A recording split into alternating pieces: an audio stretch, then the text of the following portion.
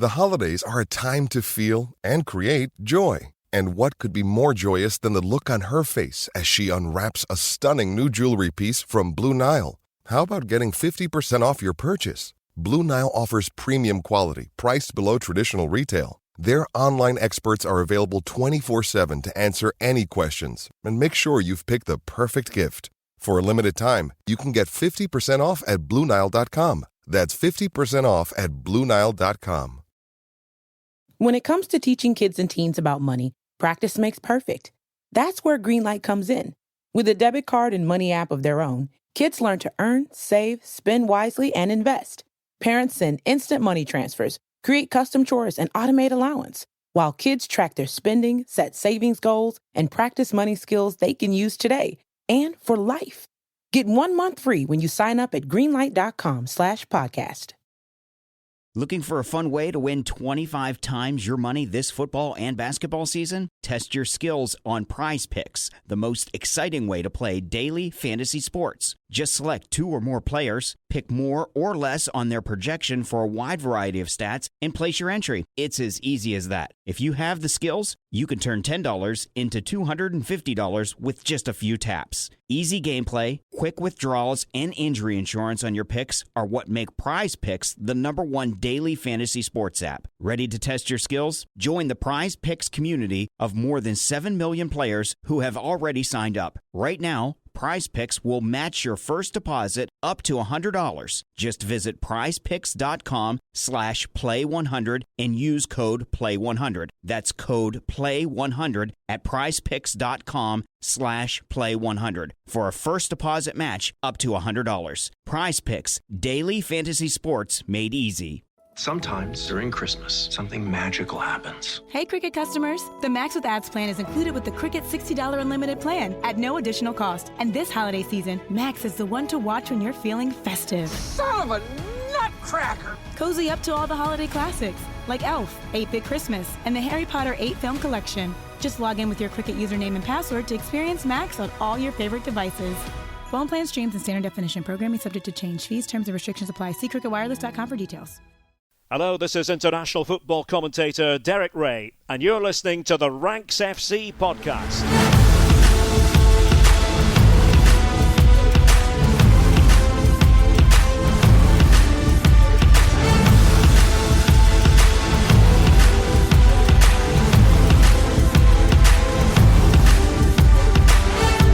Hello, Rank Squad, and welcome to Ranks FC. It's your favourite football podcast back after Christmas, slightly delayed because of the festivities, but here we are to talk about the impending January transfer window. My name is Jack Collins, and I'll be your host today, and I'm joined by the full complement, I can say. Merry Christmas to our transfer guru, Mr. Dean Jones. How you doing, mate? Hello, mate. Yeah, had a very good time, thank you. It's now the biggest time of the year, isn't it? Transfer window. This is what everyone really waits for, not Christmas. Yes. The most wonderful time of the year, as they say. Exactly. And, of course, our rank god, Mr. Sam Ty. How you doing, mate? Hello, my friend. Yes, I'm very well, thank you. Good to be back on the mic with you two. Obviously, after I sadly missed the end of the World Cup, but I managed to get myself fit and firing again for Christmas. Had a lovely time with the family. And it was most welcome after last year. My wife got COVID on like December the 22nd and we had to isolate. We couldn't go anywhere. So this one felt a long time coming. And it makes it's like a sick house, isn't it? It makes you appreciate... Like a care home. It certainly does make you appreciate your time with your loved ones a little bit more when it gets taken off you a couple of years in a row. Yeah, I mean, I was going to open with asking how your Christmases were. But DJ, how are the boys? Did they have a good time? Yeah, it's quality actually. One of the few good times of the year, and it's nice to have kids. It's funny. It's so they get so hyped up, so excited, and then it's like so the day after Boxing Day, which at least they get a Boxing Day. You know, in many places you wouldn't even get to celebrate that. So at least in England they get 2 days of it. We have 2 big parties. But yeah, the 27th is always a bit of a come down. Dylan shouting, "You didn't get me big enough toys." That's cool. That's really cool. But he's quickly sat out. It was actually really fun. It was a really good Christmas. Yeah. It's one of those, isn't it? I think these are the moments that you're like, oh, this is cool, because the magic returns to things a little bit in terms of... Well, especially when I hear, while I was going through all that, you were just losing money left, right, and centre. That makes me feel even better about my life. So yeah, I went to the horses at Kempton Park yesterday, and for the first time ever at a meet. I mean, obviously I've had bad days at the office before, but for the first time ever actually in the race course, nothing went my way. I couldn't pick a winner, couldn't pick a place. Never mind a winner, I should probably say. It was dreadful. But my brother got a couple, so we swings and roundabouts sometimes. Well, yeah. So people just make sure. Actually, do you know what I'm going to do here? I'm going to do shout out of the week, because actually on the back of something like that, I think we actually do need our 5-star reviews and ratings going in. So Sam, you weren't here for the first one. We do have a new segment, because we do not have enough ratings. Like, we have thousands of people listening to this podcast, and we're in the low hundreds for people who have actually made it public to the world that they actually like this podcast. So people, please go into your podcast provider, Apple Podcasts, whatever, give us a 5-star review and just a few words on why you love it. And each week I'm doing a shout out of the week. And this week we do have a shout out of the week. I presume his name is Nathan. His name on Apple Podcasts is Nathan Goran. And he gave us a 5 out of 5 podcast. He said, this is absolutely the best of the best in terms of football analysis and content. All three of them have a great dynamic and offer something different. If you're looking for transfer, insider info, tactical analysis, or obscure players, he's talking to you here, Jack, then this is the pod for you. Thank you, Nathan. Appreciate the love there. And yeah, please do give us a 5-star rating. Usually we'll do this part at the end, but seeing as Jack clearly needs some money right now, we could probably do some more this. I mean, I'm going to have to start a new podcast, Ranks at the Races, I think, very shortly to add to the repertoire. So that's going to be exciting when we can launch our spin-off shows. It's probably time to actually talk about some football off the back of Nathan saying that we were good at it. And today we're going to be talking about transfers. The main ranking is going to be 5 big transfer stories across January that we're going to be keeping an eye on. But we have a couple that are already done and dusted, Dean. So I feel like that's probably the sensible place to start this week, maybe ahead of things we love. Cody Gakpo joins Liverpool. I mean, this is a massive story, isn't it? And how the tables have turned on Man United. I mean, look, in the days leading into Christmas, my last check-in really on what the main situations were, I was still being told, yep, United are in touch with representatives. They're confident they'll get Gakpo. They think they could probably get done about around £40 million. And then you probably go into Christmas quite comfortable in the back of that. Meanwhile, sneaky Liverpool are off doing some having some. They do this a lot. They've already sealed the deal. You only find out about Liverpool's transfers once they're done deals. This is the thing. So what's happened is, on the back of Luis Diaz having a prolonged layoff, Jurgen Klopp's seen enough. He can't rely on the players who are already in his squad. He needed someone else. And they have gone out and they have struck a deal with PSV for actually under 40 million. It's 37 million initially. That's unbelievable business from Liverpool. And this is a player that they absolutely needed. Like, they needed something else, some new life in this attack, didn't they? I mean, we said as soon as Sadio Mane was gone that that was a big miss. And we've seen that Darwin he's not the same sort of player, but he's also not stepped up enough. Luis Diaz has been great since he got to Liverpool, but he's injured. They need something. And they've now got one of the most in-form attackers in the whole of Europe, the whole of the world possibly. Well, yeah, definitely. Coming into the club. That is what they need. A player who is on top of the world right now. And, well, I think it's an amazing Sam, thing. It's an interesting one, isn't it? Because you and I think, were pretty similar in where we were stood on how Gakpo fitted or let's say didn't fit at Manchester United. Maybe he wasn't the player they were actually looking for in this system, despite considering the fact that they have Rashford on the left-hand side. Sancho hasn't quite burst into life in the way that we expect to do, but I think you need to give that one time. And I think a lot of people were thinking that Gakpo was going to come in at Manchester United and be the number 9. I'm still not convinced he's that player. He was. That was the plan. Yeah, I'm actually really relieved about this. I'm not going to lie. I mean, maybe it's just a hangover from the Bleacher Report days when, you've got to make a call on something and say, look, this player is very good, but actually this big new shiny signing, Manchester United fans, it's not really something you should have done. That when I have to say that, people get well angry. And people get really angry about it, obviously, and I get very nervous. So if Liverpool go ahead and just remove that possibility from my plate, that's fantastic. I'm much more comfortable with Liverpool signing him. I do find it amusing that they have like a few problems here and there, mostly in midfield, and they've just slapped another attacker on the top and gone, that'll fix it. It's a bit like that meme where that guy takes masking tape and fixes the water leaking out of the gigantic glass, and just it's a bit of an odd solution. But we've been talking all season about how the press doesn't work and how the press is broken. And so if Klopp has decided that not only does he need bodies in the forward line because they're all injured, but Cody Gakpo can step in and try to knit things back together up front and start to protect the other lines in the team. Okay, fair enough. And, Gakpo can play left wing, and he will do so while Luis Diaz and Jota are out. And then he can also play as the 10. So he can do so while other players are out. And this would have been a problem for United either way, because the last time United bought a 10, it was Donny van der Beek. And they didn't have a role for him because Bruno plays every single game and he's wasting away. And, Sancho would have been had to be given up on, basically, or Rashford would have to move out of his primary position where he's been playing really, really well. Whatever you did at United with Gakpo, someone was going to get upset or he was going to waste away. Liverpool, it's not the case. There's a route to playing time. There's a couple of positions that aren't nailed down. I can certainly understand why they've decided to jump in. I am surprised it's this cheap off the back of the World Cup. This doesn't seem any more expensive than it was in the summer. No, it's not really. I mean, you've mentioned midfielder. I mean, I think this is possibly the most exciting thing about it for Liverpool, because the fact that this deal is done and sealed so quickly and early, they are still going to go for a midfielder. There is still scope for that to happen. And I think that it gives them a clear run now and plenty of time to make that happen. They had to move for Gakpo quickly because they knew there was actual competition for him, and they had to go about that cleverly.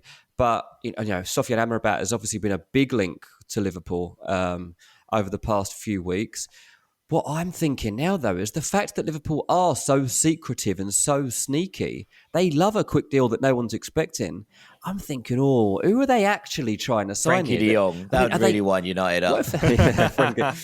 But I'm thinking, I don't think it's Enzo Fernandez, but can you imagine? Can you imagine if out of nowhere they're like, Liverpool have an agreement in place for Enzo Fernandez, talks are a long way down the line, deal is closed. I'm not ruling anything like that out right now. We know that they like Bellingham and they want to go for him. That won't happen in Jan, might happen in the summer. The fact is, they're probably third in the pecking order up behind Madrid and Man City to actually get that done and be in a position to actually tempt him into happening. It's not impossible, but it's tough. So you have to broaden out a bit. I don't know, Amrabat is the one that is constantly being talked about.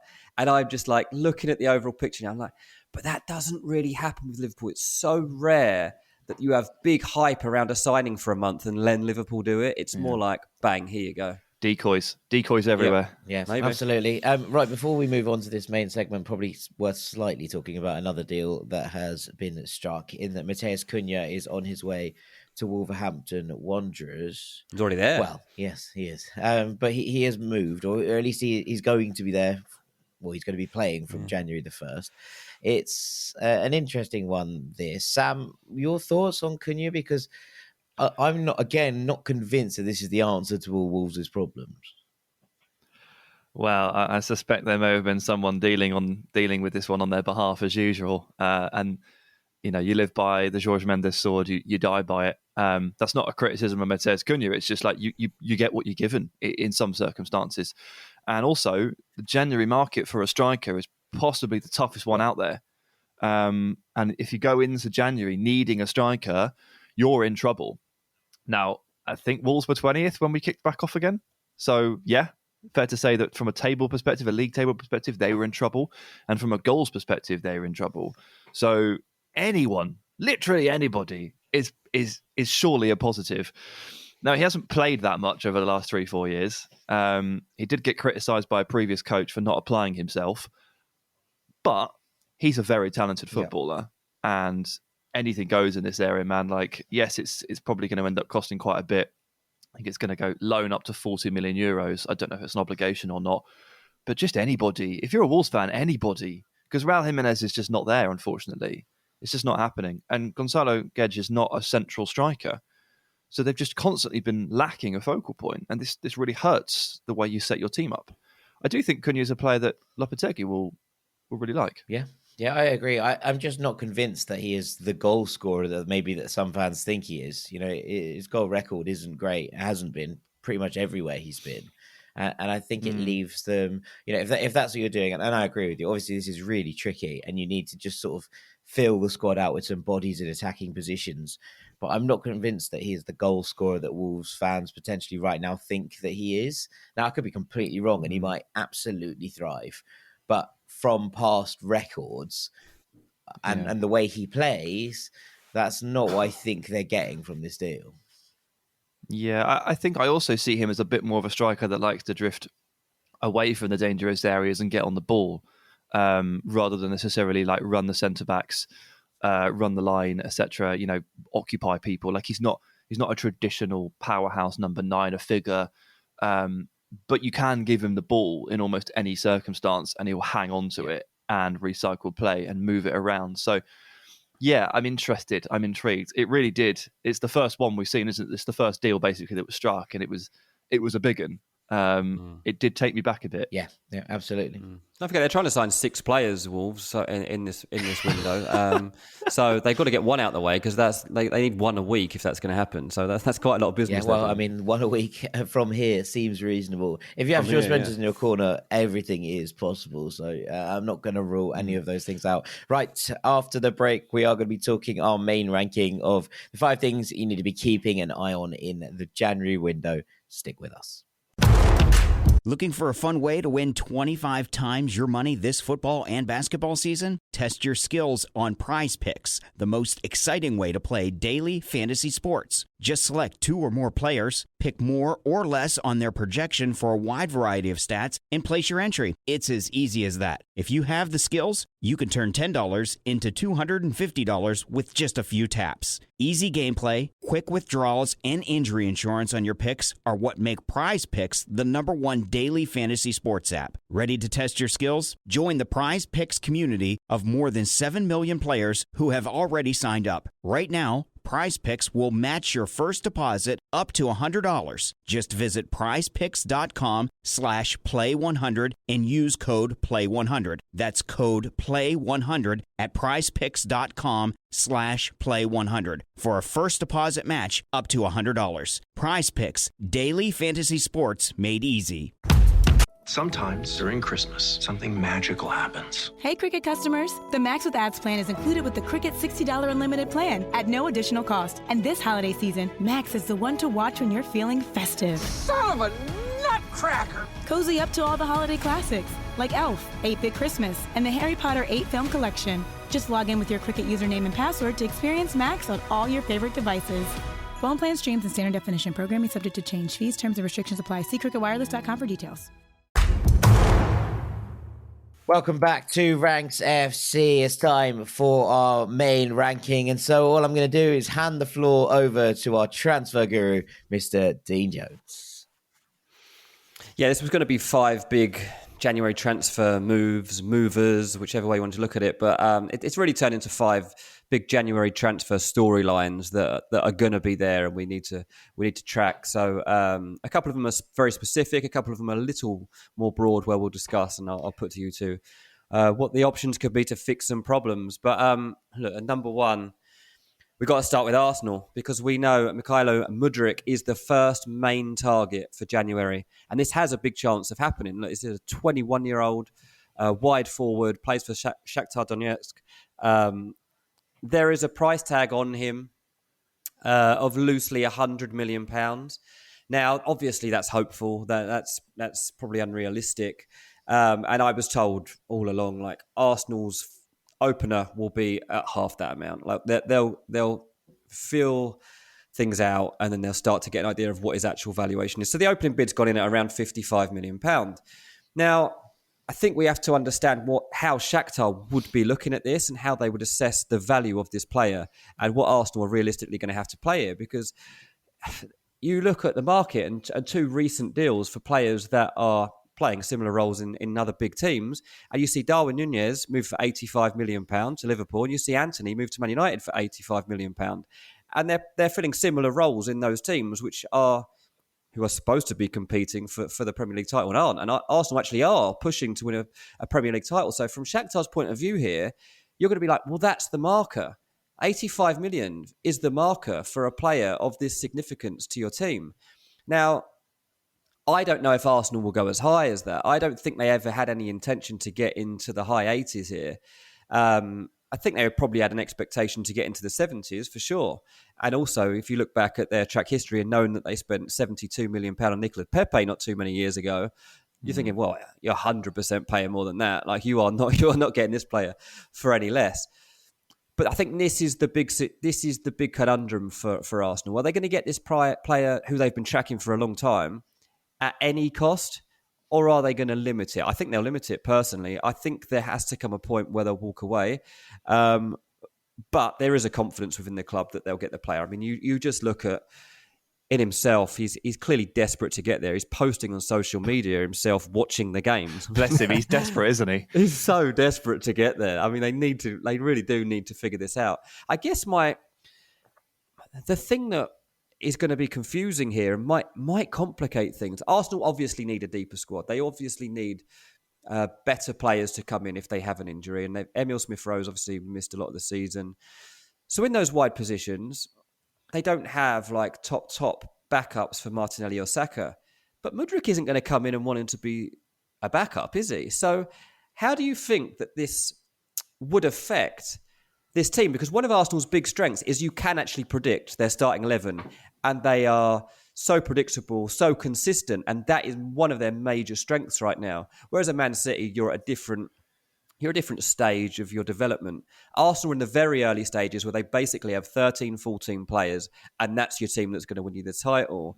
And Saka and Martinelli are not going to be wanting to be rotated and things like that. What do you reckon, Sam? How do you see Mudryk coming into this if it happens? Yeah, I mean, it does bother me a little bit that you would spend, 70 odd million pounds on a player like this, who is very talented, but like from a starting point is not as going to be as impactful as Martinelli or Saka.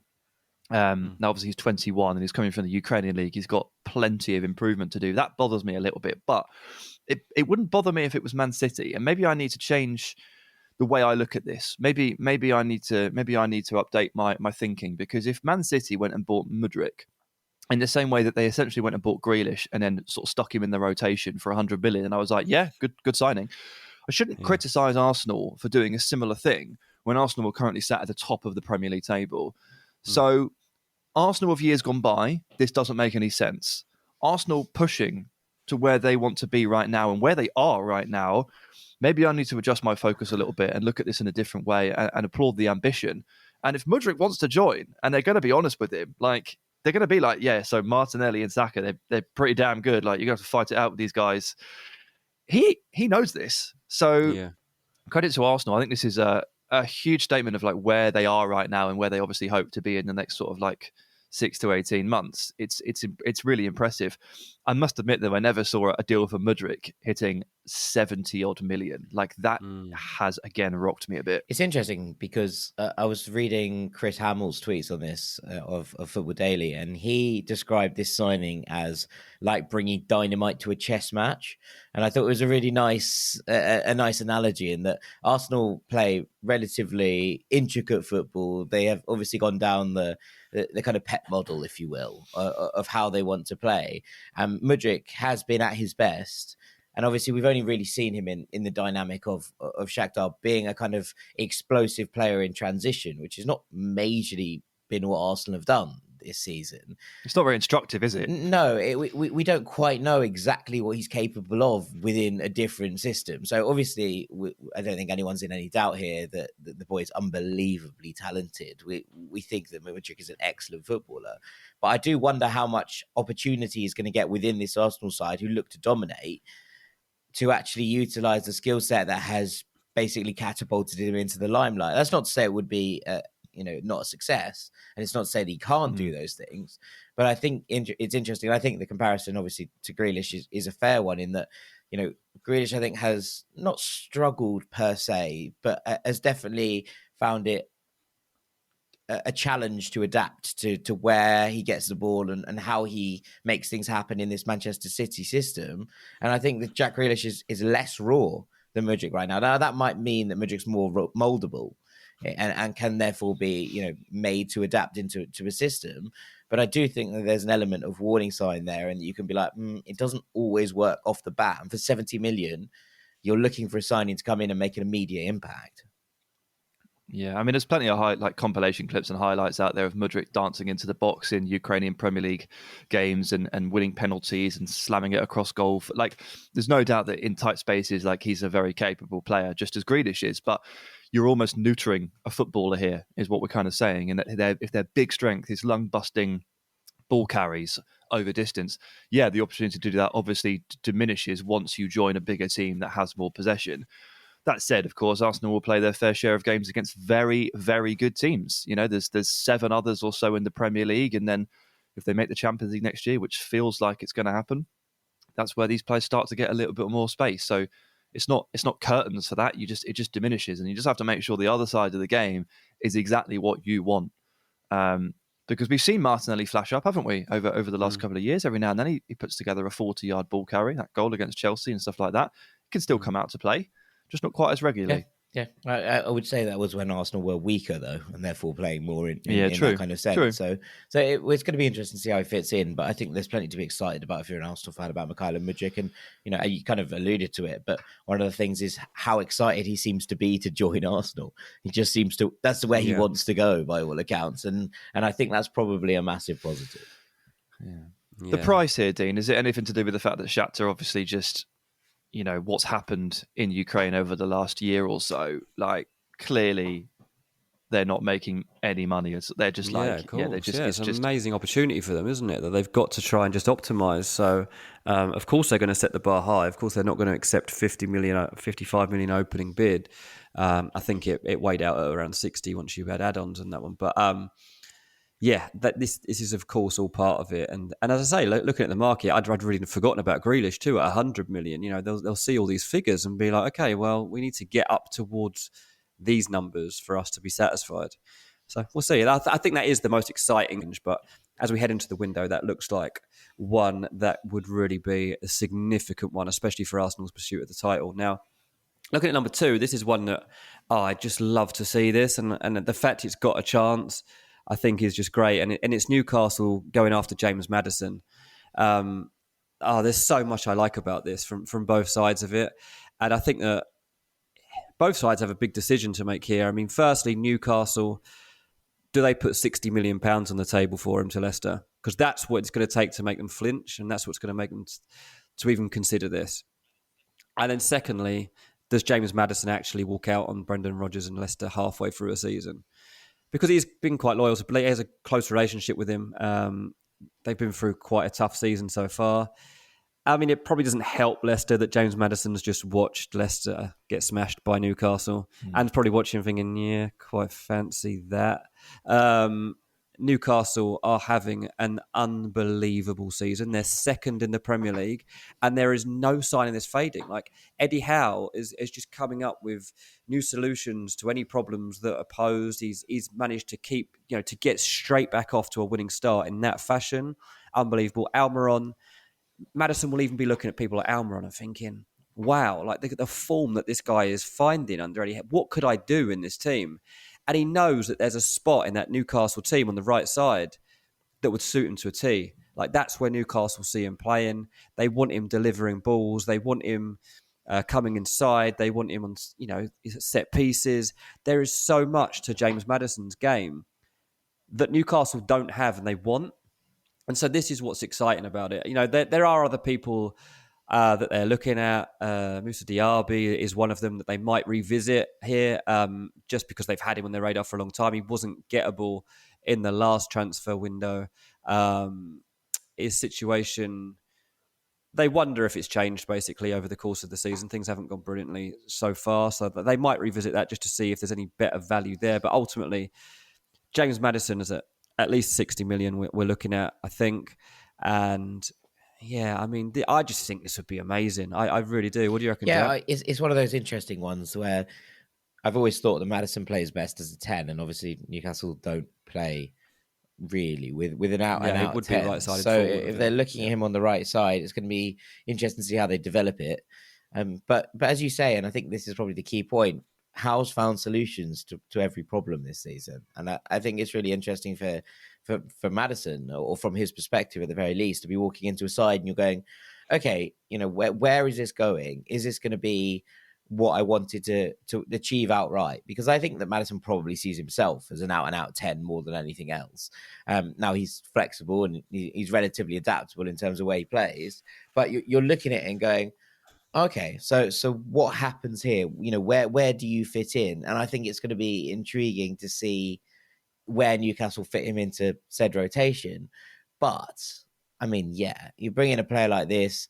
I saw someone tweet the other day, I can't remember who it is for the life of me, so I apologise in advance, but they said, Newcastle are second in the table and they're only at their Bellamy Adebayor stage, which really did make me laugh. This is the first iteration of Newcastle, and they're already playing such beautiful football. They're already, right on the up and in the mix for Champions League. There's no doubt that this side is on an upward trajectory, and I think a lot of players are going to look at that and go, yeah, I'd like to be part of that. And, as you start these projects, and we talked about this at the time, as you start these projects, there's that kind of question mark of how do you entice better players to come in? You have to kind of buy those stepping stone transfer players where you try and sort of shift yourself up the table in the way that, without necessarily being like, oh, these are the players that we want to finally end up with in the squad.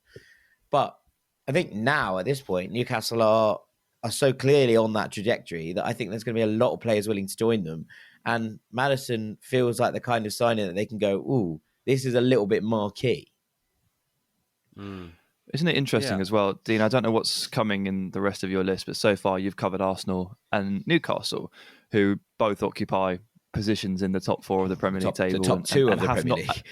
The top two, and have not done so obviously for a fair few years. And that top 4 fight is already difficult between 6 clubs, and now it's 7, and you've got Man United, Liverpool, Chelsea, all sat on the outside looking in. Tottenham sort of hanging in there as well, and they're all looking at their squads. They're looking at the table. They're looking at the opposition, and they're all thinking, oh, we might need to do something in January here, because if they're already above us, already looking better, and they're doing stuff in January, it creates a hell of a cocktail of fear for those teams that sort of consider Champions League to be their right. And it could lead to a hell of a January as everybody just panics one after the other. Yeah, I think it's also about just making sure you're strong enough, though, isn't it? I mean, both of those teams, look, Man City could go into a second later today, but, as it stands, like for both of those teams to occupy 1 and 2 at Christmas of the Premier League is an outstanding achievement in itself, but it also gives you a taste of what could be to come in the second half of the season. And certainly both will now be expecting that they can qualify for the Champions League, but they've got to make sure it happens. I think Maddison too is, I don't know if marquee signing is quite there, but he's a very good in-betweener. He's a very good, Bruno's been amazing for Newcastle. But I think they're probably, when he came in, you weren't entirely sure what you're getting. Most fans wouldn't have even seen him play before. But with Maddison, you've already got a body of work in the Premier League. A body of work in the Premier League, yeah. But you've also got the potential of knowing what he might be capable of. Yeah, like Newcastle have a different role outlined for him. If that role doesn't work out, I imagine this team is going to change over time. I imagine Eddie Howe's got different plans for this team tactically coming up, especially if he is looking at signing someone like James Maddison. So things can change, but yeah, that is exciting. And I'll tell you, at number 3, it's a team that really need to find some solutions in attack to make sure that they can try to chase those 2 down. And that is Man United, who currently, as we recalled, sit 5th in the Premier League. Only 4 points off of Newcastle, and they have a game in hand on them. So it's not by any means like a stretch to be able to catch them. But you look at where they are off Arsenal right now, they're 11 points off Arsenal, and that's pretty significant and not a situation they would have expected or wanted to have been in at this point in the season. And obviously United, we talked at the start, Gakpo was going to be the guy they went for. I think that'll probably be played down now. It'll be watered down. They'll say, well, we were interested in him, but we'll move on from it. I think that's already started, Dino. I've seen a bit of that. I have. I don't like it too much. I've even seen reports, Man United really prefer a loan signing of a striker in this window. And hang on, you'd outlined £40 million for this player. Like you were expecting to go and spend that, and that was a fine amount of money to spend. So let's take it for what it is, and also assess the fact that, what sort of loan striker are you going to get in? Odion Igalo's done. Igalo, again. Do it again. Bring him back. Bring him Igalo's home. not coming back. Henrik Larsson worked out quite well once, but I think he's probably done now. Bring in Jordan Larsson. So, the loan market is just scarce. I mean, Memphis Depay is the one that keeps being thrown up. And is that really the answer? A return of Memphis Depay to Man United? Might be. It might be an answer, but I don't know if it's the answer. That it might be fine. That Memphis could be fine. But I'm thinking, okay, well, who else will actually come in it? Because I'm told, I've seen a few people saying, United aren't necessarily in for a centre forward. They could get someone who's more versatile. I'm told they do want the centre forward. They could do with a centre forward, as far as I'm concerned. That's the thing that they need. They need a centre forward. They need a goal scorer, right? So I'm thinking, well, Moussa Dembele isn't the worst option here. His contract's running down. He's available. Wouldn't be a January window on this podcast without Moussa Dembele to United being talked about. And this guy is actually going to move in the next 6 months. So I think that's one to have in mind. Gonzalo Ramos has been spoken about quite a lot in the past couple of months. Obviously, mainly because of the hat-trick when he replaced Ronaldo in the Portugal team, and United are looking for someone to replace Ronaldo in the Man United team. I don't see Gonzalo Ramos being the person that ends up. I don't think they'll let him go at this point. Not in January. I don't see why Benfica would do that. No, I doubt it too. And setting up a future deal doesn't suit them right now. That's not the situation we're in. We need someone to come in for Man United, and they have to be part of this unit. So who else really? I mean, you're scouring Europe for recognisable names. Jonathan Davies obviously been linked quite heavily in the past, and there's definite interest there. Fonseca the other day was like, "Oh yeah, he's definitely going to leave soon. He's wicked." It's okay, interesting way to talk about your own player. I'm just looking at the moment, and I'll be sounding it, and in the next week or so, I'll be ringing around people that are closer to these players that I see as being potentially available for these spots, just to see if there's been any contact or they're expecting any contact from Man United, because Ten Hag is openly talking about now they need a forward.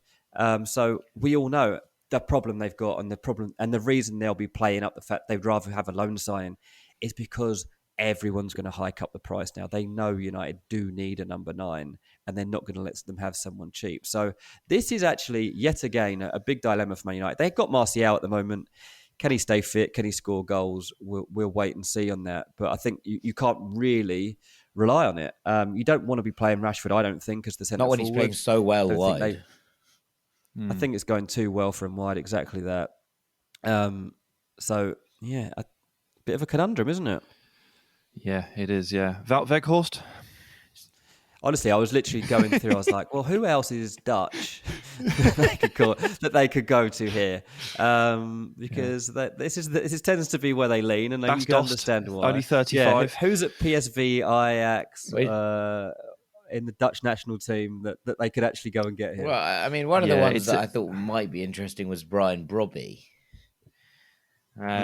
He's been linked before, which I don't think would be a terrible idea. In any sense of the admiration, but it's one of those kind of weird ones where does it immediately answer your problems?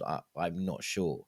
I think he's a good player, and I think he probably fits the mold. I wonder if we end up here in a situation where United just look for someone with experience. And if you think back to when they were after Arnautovic, they're not in too dissimilar a situation right now to when they were seriously looking at that. Yeah. And if you've lost Ronaldo, so you've lost that experience. But United don't have that many players actually in their 30s. I'm just trying to think off the top of my head. Ashley Barnes? how? Let's just find a forward in their 30s, and I think that's where we should probably be heading, because they don't really have much experience, like in that sense, in this team. Obviously, they need a goal scorer. That's the thing they're looking at most importantly. But it's a really difficult task they've got in front of them here now that Gakpo's not on the market. Yeah, agreed. And if they've only allotted 40 million, and obviously that value can change, but if that was the plan, there's probably just not really a player out there that they can buy on a permanent deal for 40 million or less that can actually fulfill the brief of not just coming in and helping, but being a Manchester United caliber striker. It's a hell of a bar to hit, and 40 million is not that much money for a forward. I do like the idea of a Memphis loan or a Memphis short-term thing. Obviously, he's not really got much of a role at Barcelona. I think that makes a lot of sense. To pay back. Other than that, it's to pay back. But it's quite difficult. Obviously, as I said with Wolves, it's really hard to. If you're Wolves and it's hard, it's really hard for Man United here not to get fleeced. Because everybody will be thinking the same thing. My thoughts have jumped out to the humongous financial loss that Juventus have just posted, and I'm just thinking, could they just get Vlahovic or something? Would Vlahovic move to Man United? I don't know. I have no idea. But I checked on this because they've got all these problems at Juve. I was like, is Vlahovic going to become available? And the guy that does help me out with Juve info, he was like, they just won't sell in Jan. He's like, at the end of the season, I think a lot of things become possible. He said, but in Jan, he's like, even like a Rabiot, if you're in this kind of problem, they've got so much at stake here. You have to just see out the season, don't you? And then you'd be like, reset. I think they have to see out the season and hope that, as typically would happen, that things do come back around and they're okay by the end of the season. Yeah, and to let Vlahovic go now would be madness, but I would love to see him in the Prem, obviously. Right, I'm going down to the other end of the table for number 4. Sam, brace yourself. I'm going to be coming to you for some insight here on how this can be salvaged, because Southampton look an absolute state, and they are, I reckon, now looking like the most desperate team in the Premier League coming into this window, because they should not and would not have expected to be sitting bottom of the Premier League table as we go into the New Year's Eve fixtures. Sadly for them, they are playing the best team in the league as well. They've got to come to Craven Cottage on New Year's Eve. So commiserations to any Southampton fans that it's going to get worse. I can't believe you just jinxed us. I mean, absolutely. You know I don't believe in jinxes.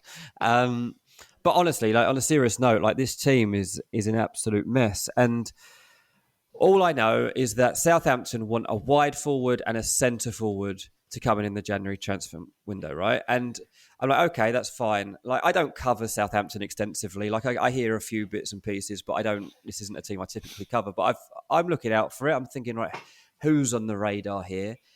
And I tell you what, I'm not very convinced. Ryan Fraser, Ryan Kent, they've both been linked so far. And I'm like, okay. Any non-Ryans? Jesper Karlsson was linked. I don't know. Yeah, he's good. AZ Alkmaar. So he's been linked. But I'm like, okay, but here's my issue with Southampton at the moment. Not only are they so blunt in attack, they don't have any personality in this team. There's nothing about them. I want someone to come in here who's got something that can change the feeling around Southampton, not just on the pitch, but to give the fans some hope too, because one feeds into the other, and Southampton fans seem really down in the dumps at the moment about where things are heading. I mean, Sam, how bad is this? And who realistically do you think is a Ryan Fraser or a Ryan Kent going to significantly change things? I mean, the situation hasn't really changed from back in the summer where they launched that late bid for Cody Gakpo, and they weren't seemingly that far off getting that deal done. In the end, I think Gakpo basically just went, "No, I'm going to wait." And fair play to him, because he's ended up at Liverpool 5 months later. Well done, Cody. Southampton were Liverpool's feeder club for a while, so we can put this one down on the list. That's one of them. Yeah. That's true. It's a rite of passage, Cody. You have to do it, I'm afraid. The situation hasn't really changed there. And they do need goals. And they scored, 12 in 16 games or something? It's not actually the lowest tally in the league, because Wolves have only got... they got 14. There are a few teams that have scored less, actually. Yeah, but only a handful. And they're obviously down there. And, one of those teams, which is Wolves, have just gone and signed their striker. You know, they've made their move, and Southampton do need to do that. Goals, it's just goals. It's all about just signing players who can score goals, because like under Hasenhüttl, obviously the press was really good, the defence was okay. They were frequently involved in quite close games that they came out the wrong side of, because they just no cutting edge. The Brighton game at the weekend, was it the weekend? Yeah. I've lost track of the dates. It was whatever a couple it was, of days Boxing ago Day. at some point. Monday or whatever. Yeah, Boxing Day. Was a horrendous performance. It was so bad, and it's got all the fans, as you say, down in the dumps. You know, they're asking, like, Nathan Jones, the new manager, spent 4 or 5 weeks with this team. He had the opportunity to turn out what he believes is his system at Southampton after all that time, and this is what he came up with. And not only that, it was that, you know, 3 or 4 of the best players at Southampton were not in the team. I think Romeo Lavia was injured, sure, and they're dangerously dependent on Lavia, who is 18 years of age. But like sticking Bella Kotchap and Joe Aribo on the bench felt really, really strange. And like there is an argument that like when Livramento's back and when Lavia's back, this team gets a lot better, but there's still no striker returning from fitness who can score goals. There's nothing. The one that I think that they should go for is Victor Gyökeres, or Gyökeres. How do you say his name, Jack? Gyökeres, Coventry. Yeah. Gyökeres, yeah. I think Victor Gyökeres is someone that could really, really help. But if that was already going to be difficult, well, Callum O'Hare's just been stretched off, and he's like one of their main attacking players at Coventry. So getting their main striker out, if you know the attacking 10 has received a bit of a bad injury, that just becomes incredibly difficult. They're also in that horrible position, Dino, where they are bottom. And when you're bottom, it's really hard to buy players. Yeah, but they are Southampton. Like I do keep thinking, like, but this is Southampton. Like they do have a pull about them because they have good pedigree in the Premier League, and they do typically, you do tend to, if you do well, end up at a big club, and like it's a good place to go. But it is just like you say, what level of player are they going to attract here that can turn this around? Look, it's so tight. There are literally 7 teams, really, that are looking at a relegation scrap here. You're looking at Bournemouth in 14th, Leeds 15th, West Ham 16th. They'll probably get out of it. Everton 17th, Wolves 18th, Forest 19th, Southampton 20th. Like, Southampton should fancy their chances of getting out of that. There's only 4 points between them and Bournemouth as it stands right now.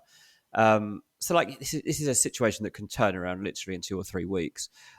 But there's just nothing to show. Like, Che Adams isn't finding any sort of form. I think he's got 4 goals this season. Che almost always plays well. He just can't score. He just can't score. He just can't do it. Yeah, he's a and good player. And he does lots of useful 9. things. Maybe he could sign for Manchester United. I love him. I think he's great, but he doesn't score enough goals. He really doesn't. Goals. So yeah, that's what I'm looking out for. And I think it's massive. I think the reason I've included them is just I think this is so significant. Whoever comes into those 2 positions is going to define how 100% much chance they've got. All those teams you just read out, really, you know, like Leeds, Everton, Wolves, and Forest. You feel like even if they didn't make any signings, they'd have a chance of muddling their way out of this. Forest because the squad melds together. Everton because they've got a good strong midfield and Calvert-Lewin and Maupay are there. Leeds because the system can beat big teams and pick up points. But there's one team down there that probably can't survive unless they do something. It's Southampton. Yeah, it's mad. It was so big if Southampton were relegated. Like, that is a disaster. I'd lose my job, Dean. I think especially after the fact that they, you know, invested so heavily in youth in the summer, right? You know, it felt like a project. And then but none of those players are going to be like, oh, Sam, we'll just kick around in the championship, are they? You can't imagine Romeo Lavia being like, all right, see you later. I'm gonna just rock around. Well, it felt like they had a good project going on, but obviously people behind the scenes who were involved in all that are leaving now. There's like 2 or 3 significant figures in big roles that have been moved on. It feels like the ownership might have a different route they're going down here. So it will be interesting because there is a bold decision. Well, the word is they want experience in January, and that's obviously to complement the fact that all their best players are 18 years of age. Kind of, you know, you do need a balance because young players are woefully inconsistent, and when most of their good players are injured anyway, they're going to need something. Yeah, indeed. Right, what's at number 1, DJ? Cool. Well, it's actually number 5, but yeah, it's Chelsea.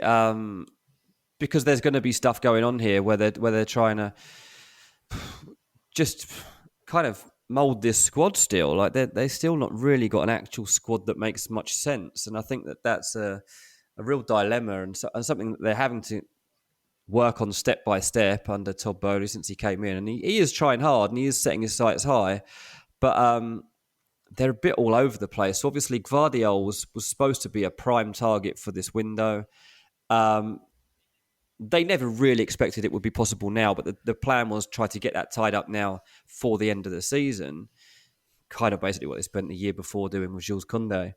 That went well. Yeah, that went well, and this isn't going much better, let's put it that way. I mean, you're talking now of huge release clause going into Gvardiol's contract. Chelsea have, I understand, manoeuvred to try and make this possible, to see if there's a new option here that they could take up on Gvardiol, but the door seems to be closed at the moment on that deal, and as a result, we're hearing a lot about them going for Benoit Badiashile of Monaco. And look, some people seem to think this has come out of left field. It hasn't. He was on the long list for Chelsea in the summer. They were looking at a lot of different options, but most of them young. And Badiashile was one of those that they had their eye on. I know Man United scouted him too. And he is now coming more prominently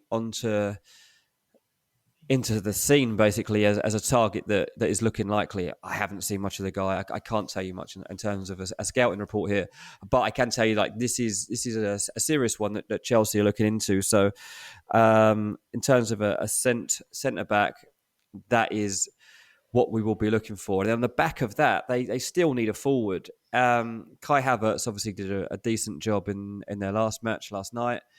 But there's still some confusion about what is Havertz's best role going to be in this team. Is he actually going to be a 9 for the rest of the season? Is it going to be Aubameyang that ends up playing the 9? Do Chelsea just need to sign somebody else? What's happening with Ziyech and Pulisic? Now they've been offered João Felix, as have 4 or 5 other teams in the Premier League.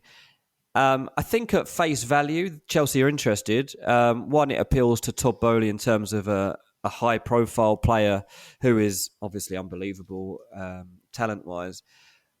But the problem you've got with this deal is that Atletico are looking for, if there's going to be a loan to happen, which there is talk could be feasible, that it needs to come with an obligation to buy rather than an option. I don't think Chelsea can go down that route. I don't think they want to go down that route. I mean, if you think of the track record that they've had in recent years of players signing, particularly forward players signing on big money. If they were to get Felix in on loan, and he didn't do very well, and they then had to spend £110 million on him, you're back into that territory of, okay, so this is our latest Timo Werner, our latest Morata, our latest whatever, Shevchenko, Torres, whatever you want to call it. This is just our latest one of those, is it? Look, João Felix is great, and maybe he would fit, but I think at an obligation of £100 million, it's probably going a bit far. You'd be probably better off signing him for that money and not doing the loan, because it doesn't give you that weird period of being like, oh, if this hasn't worked, we have to do it anyway, which makes everyone really uncomfortable. Yeah, and everyone's like, this is ridiculous. Yeah. The problem too, though, is they're already signing Nkunku. He's already coming. Yeah. How many of these players do they need? So how many players do they need like this? This is the other Surely confusing there has to be factor some for me. The weird thing about Chelsea in assessing any business is that they just have a long list of attacking players that you've just read out half of them, Dean. That you just you struggle at the moment to sort of pinpoint exactly what role they're supposed to be playing or what the plan is. And, that doesn't just extend to Nkunku. I have absolutely no idea what to expect from Nkunku in terms of what they want to do with him, because he's so varied. I have no clue. And yet I'm still sat here wondering what their plan is for Kai Havertz all these years later. And they don't have a plan. They didn't really have a plan for Timo Werner, and they don't really have one for Hakim Ziyech. And they don't really have one for Raheem Sterling, who's played left wing, right wing, left wing back. Pulisic. False 9. And then there's Pulisic. Or Brozier. They've got, Brozier's, unfortunately now he's injured, isn't he? I think he's done his ACL. So yeah, I mean, it's so cloudy. Like, I'm sat here with my hand on my head because I just can't figure it out. No, it's a weird one, and like, I guess beneath all of this, there's the unavoidable situation whereby they need to sign a central midfielder. Like, I don't know that they'll get that done in this window, but there is a huge need that at the end of this season, they've got a big midfielder coming into the club who can help, I guess, bring all this together. And that's probably a discussion for another day, as I say, because I don't think that central midfielder will arrive in this window. But it's something that crops up again and again and is still bubbling beneath. Yeah, there's a lot of work to do at Chelsea, isn't it? It feels like they're almost in the middle of a hard reset, but they don't quite know what bits to push the button on. But they're also not in the middle of a hard reset because they sort of simultaneously are and are not, right? Yeah. It's weird. It's like, because they have a ton of really talented players, and if someone could just get a grip on that and just figure out exactly what they wanted to do, that would be awesome. And they probably would only need 2 more players. Because everything is just shrouded in mystery, it sort of always feels like they need 5, but they definitely don't.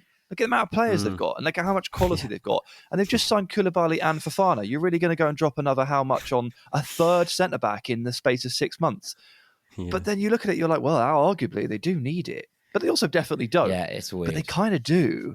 Strange club. I don't know. Strange club down the road of the dog track. They're having a very, very funny old time. So a lot of work to do for Chelsea. And that brings together the close of our main segment. So thank you very much, Dean. There's plenty to keep an eye on there, I think.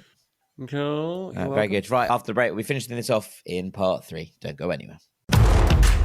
Looking for a fun way to win 25 times your money this football and basketball season? Test your skills on Prize Picks, the most exciting way to play daily fantasy sports. Just select 2 or more players, pick more or less on their projection for a wide variety of stats, and place your entry. It's as easy as that. If you have the skills, you can turn $10 into $250 with just a few taps. Easy gameplay, quick withdrawals, and injury insurance on your picks are what make Prize Picks the #1 daily fantasy sports app. Ready to test your skills? Join the Prize Picks community of more than 7 million players who have already signed up. Right now, Prize Picks will match your first deposit up to $100. Just visit prizepicks.com/play100 and use code play100. That's code play100 at prizepicks.com/play100 for a first deposit match up to $100. Prize Picks, daily fantasy sports made easy.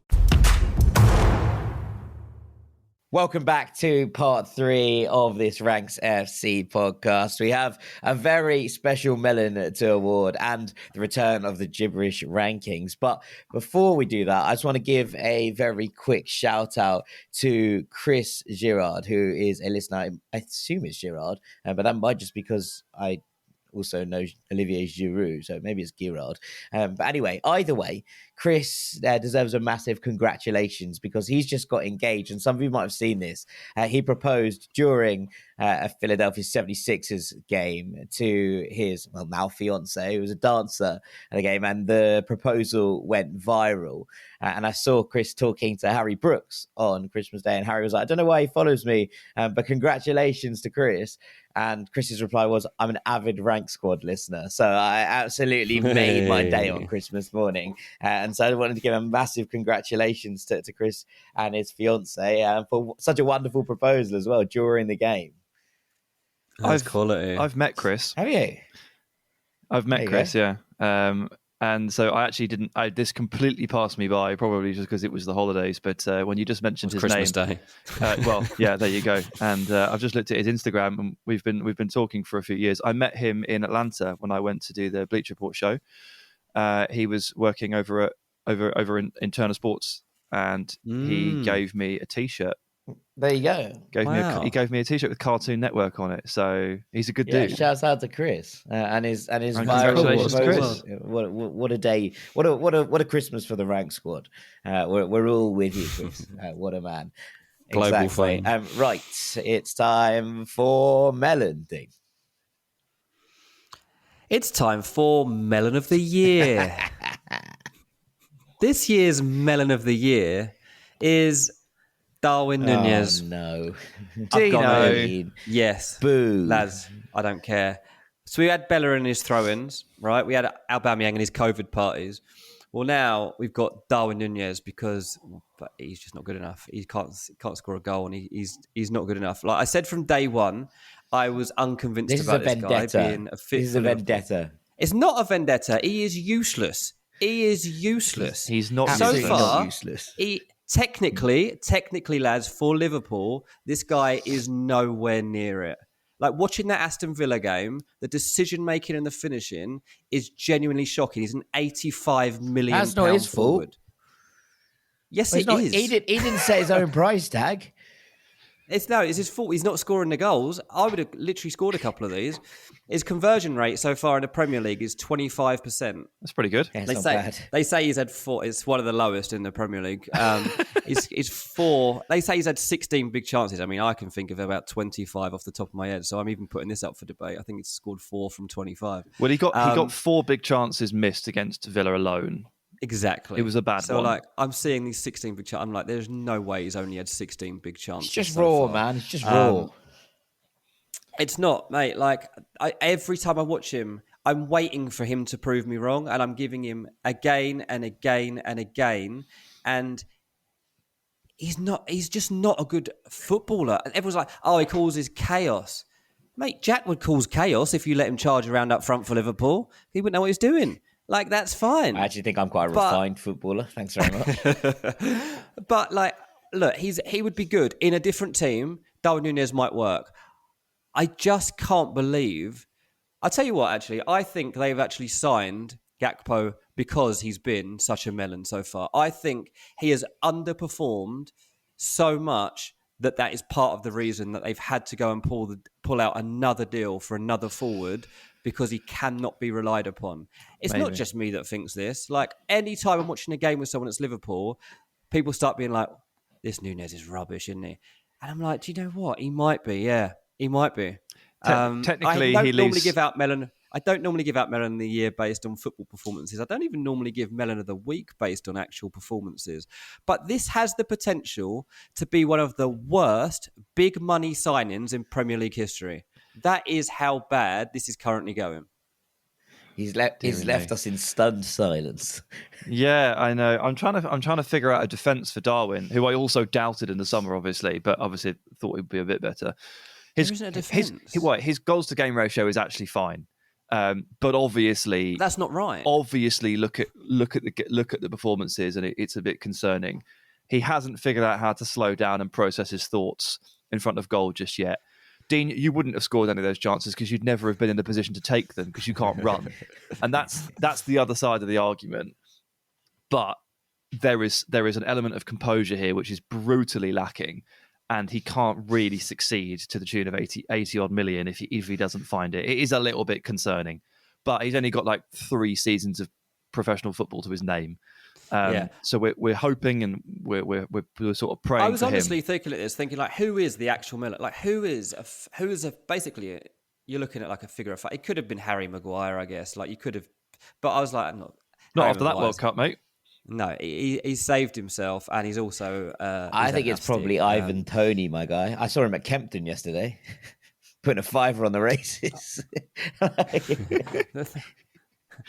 mean, Ivan Toney is probably a bit of a melon for putting like fivers on matches that is going to end up costing him like half his career.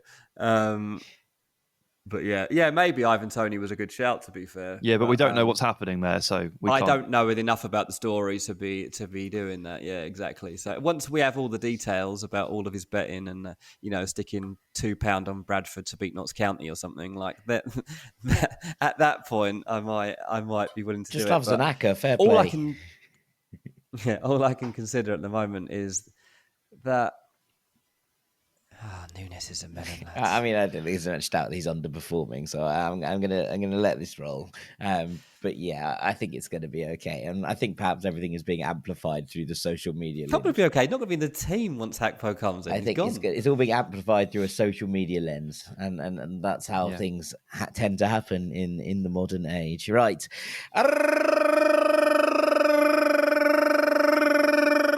been a while since I have done that, as you can probably tell. Right, Sam, over to you. Yeah, it's been a while since the gibberish has come to play. We put it on ice for the World Cup. Obviously, everything changed. 3 best ranked squad proposals. Yeah, I mean, Dean's is last. But yeah. Only people who listen to Patreon will know about that. Yeah, bad proposal. But it worked, didn't it? So, end of the day. It did work. Efficient. Yeah, she's still here. So I'm going to talk about Christmas presents, as I often do at this time of the year, and rank what I received and invite you guys to talk about what you received as well. But obviously, we've missed a fair few gibberish slots here. And I just wanted to say that usually at the end of November or start of December, I would have done my Spotify Wrapped and told you my top artists. Was it I just Kid want to Cudi? say that, well, we're not going to go... Actually, it wasn't. He was only second. That was Dylan. But I just want to say that Drake was not even in the top 5. So as a human, I have made huge strides forward over the course of 2022. I did actively avoid him on Spotify to make sure that he didn't ruin my ranking. But it's actually The Weeknd that came out in first, Kid Cudi second, Above and Beyond third, you got Post Malone Drake's fourth, protege instead. Yeah, and Swedish House Mafia in 5th. And my favourite song was The Weeknd with Swedish House Mafia, Moth to a Flame, which was by far the most listened to song. So yeah, I basically fell into a different sized hole this year. I had a funny one on Spotify Wrapped in that it's all linked to the music in the flat is all linked together. So I didn't realize that my Alexa plays off my Spotify basically, and Lucy exclusively apparently listens. Oh, here she is. Thanks. But Lucy had been listening to exclusively Taylor Swift apparently, and so she came out as my top artist for the year, and the rest of the rankings like very much all the things I listen to. Look, I have no problem with Taylor. I thought Midnight was a good album, but it was definitely not the. It was definitely not the thing I've listened to the most over the course of this year. And it's quite weird because it's like Taylor Swift and there's like Bad Boy Chiller Crew, The Manor, Madness. And I was like, oh God, what's going on with my Spotify? So I've now had to remove my Spotify from the things on our things. I was like, I love my Wrapped. I'm really, really upset about the fact that it had been ruined. So there we are. Yeah, absolutely. Well, all caught up on that one. I'm sure Dean's was just like more children's stuff.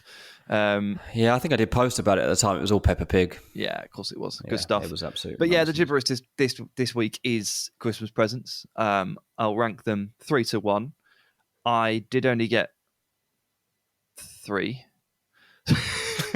So that was easy. It's easy to draw the shortlist. Yeah, the shortlist was pretty easy. Although I'm an adult, like I accept that I'm only going to get 2 or 3 gifts. It's fine. So at number 3, just by default, and I do appreciate them, but I don't think the socks I received can go any higher than 3rd. I got 5 pairs of white socks and then 5 pairs of white sports socks. Nice. So 10 in total. Nice. Not a bad haul. haul. 10 pairs of socks. Yeah. Nice and thick and fluffy, good for the winter, and also good for the Jack Grealish approach of the old, they slot into the stud boots with no shin pads, and you're not running around at 5-a-side on a Thursday night with big bulky socks on. I much prefer that cleaner, lower look. Nice. As I pretend to be footballers, I'm nowhere near as good as. So socks in at 3. Number 2, I got a Kid Cudi poster. You asked for this. Which I asked for. Which is fine because I got it. It's the Kids See Ghost Kid Cudi Kanye West album cover artwork on a metal display. You've decided this is the appropriate time to put Kanye West up on a wall in your house. You've gone, you know what I could really do with at this exact moment? Some Kanye on the wall. He's not on it. It's artwork. He should have been Melon of the Year, actually. He should have been.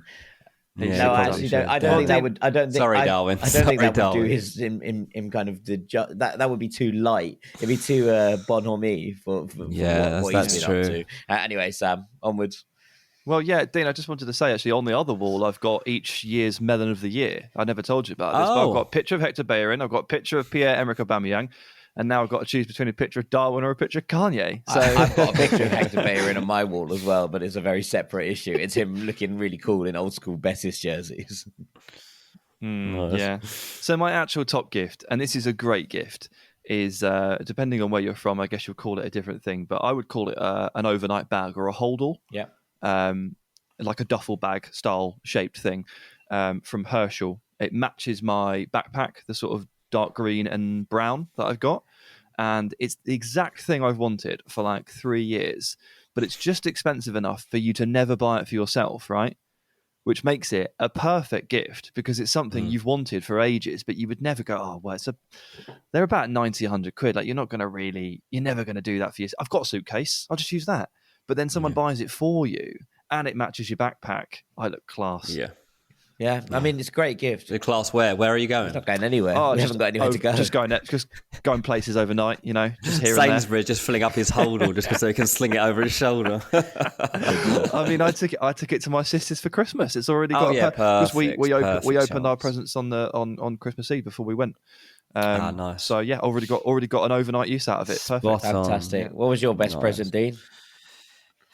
Oh, I actually got a really good surprise because in the build up to Christmas, my mum especially was like, I need to know what you want for Christmas. I was like, I don't need anything. Like, I literally can't think of, like, I don't want you to just buy me a random t-shirt. Like, this is the annoying thing, isn't it? About, I don't know if it's just men or if it's just people of a certain age at some point in their life where you just like, if I want something, I generally buy it. I said to Taylor, I was like, oh, this is really annoying me. Like, unless like someone gets me like an iPad, then there's nothing I really need because I'm like I'd like an iPad, but like I don't need one, and so I'm never going to buy it. And I said this just in passing. Anyway, I got an iPad. No, I was well happy. No way. So I was well happy. I was like so surprised. I was like, this is quality because I genuinely don't need this, and I was never going to buy it. But it's the best thing I own now. So yeah, it's quality, and I've decided, it's just for Great fun. stuff. Well, you're going to lose that to the kids almost immediately. I 100% am not. This is the rule I've already set out. I've sat them down. I was like, this is having no games on it. This will not be used to watch Peppa Pig, and you don't touch it unless you ask me. They're like, what? Some regimented dad I've now got. It's the most serious Dean has ever been in his life. What have you done with Dylan? Dylan has been good at that. Reese threw it this morning. Oh, frisbeed. He literally threw it. Taylor said, Reese, you can't carry Daddy's laptop, so he just threw it. Wow. I was like, fuck's sake, this is going on a high shelf, mate. High shelf. This is going on a high shelf. But anyway, that was a really good present. I was really happy with that. It's a class one. Yeah, you should be, mate. You got an iPad. Yeah, that's an unbelievable gift. I'm going to try that. But I don't really need anything other than a new car. I mean, if it was a new car, then I mean, I guess I'd be delighted. But it's not nothing really I need. Yeah. Well, basically, Taylor and my mum went in on it together because at that point, Taylor hadn't got me anything either. So she was like, it was just ideal that you said that in that moment because I was like, okay, I'm going to find a deal on this and see if we can make this happen. Work. Nice.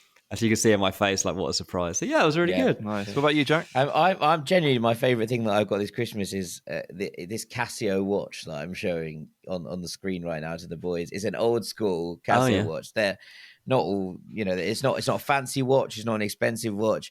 I just used to wear them all the time, and I've managed to lose them, I think, in the move between moving out my parents and moving into the flat. And I haven't worn a watch for like 3 years. And then my brother rocked up with one of these, and I was like, actually genuinely over the moon about this. I love these watches. That's cool. So I'm delighted with my £10 Casio watch. But that's genuinely the thing that's really, really made me happy over this Christmas. I was like, absolutely, delighted with that. So there you have it. Lucy's like, what do you mean? I got you some AirPods. I'm like, yeah, but this watch. And she's like, right, okay, fine. You are a weird kid. But alas, that's where we are. So I'm over the moon about that. I've had a lovely Christmas with all the family. Sadly, we had a COVID case, so we were meant to be all together. So it was meant to be 19 of us. My uncle Kieran and his family came up positive the day on Christmas Eve, which is a killer because they live round the corner from where we actually had Christmas, and so we walked around and sort of saw them at the door and sang Merry Christmas, and my nan sang Silent Night for them, which was incredibly cute, but it was a real shame because we really like them to have been there.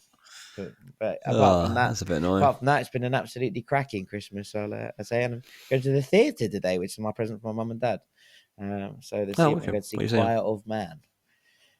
So Yeah, Never heard of it. I mean, it's one of those ones. It's relatively If it's not new. Book of Mormon or Harry Potter, I don't know it. Yeah, well, I mean, I forgot that I do podcast with these Philistines, and actually on that bombshell, I think it's time we call this a day.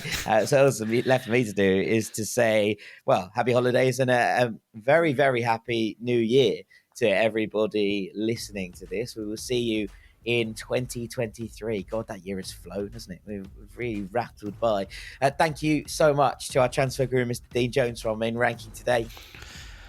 Cheers, mate. Thank you very much to Rank God, Mr. Sam Tice. Good to have you back, mate.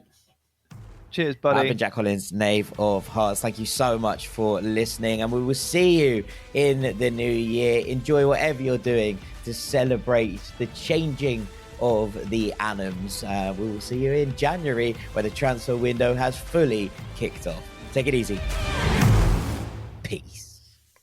Hey parents, Greenlight is here to take one big thing off your to-do list, teaching your kids about money. With a Greenlight debit card and money app of their own, kids and teens learn to earn, save, and invest. You can send money instantly, set flexible controls, and get real-time notifications of your kids' money activity. Set up chores, and put allowance on autopilot to reward them for their hard work. Then, learn about the world of money together. Get 1 month free when you sign up at greenlight.com/podcast.